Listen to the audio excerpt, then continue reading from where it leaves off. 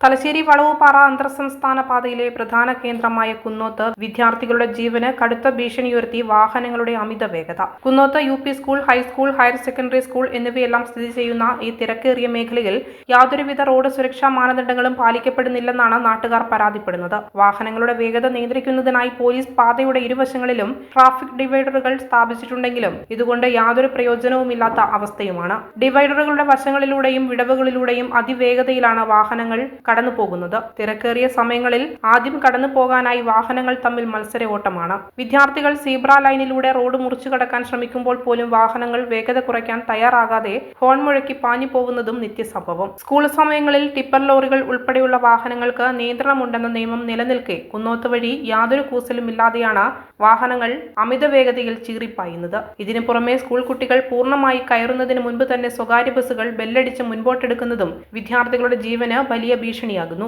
പോലീസിന്റെ സംവിധാനങ്ങൾ നോക്കുകുത്തികളാകുന്ന കുന്നോത്ത് ജംഗ്ഷനിൽ സ്കൂൾ സമയങ്ങളിൽ ട്രാഫിക് നിയന്ത്രിക്കാൻ അടിയന്തരമായി ഹോംഗാർഡിനെയോ മറ്റ് സുരക്ഷാ ജീവനക്കാരെയോ നിയമിക്കണമെന്നാണ് നാട്ടുകാരുടെയും അധ്യാപകരുടെയും ശക്തമായ ആവശ്യം.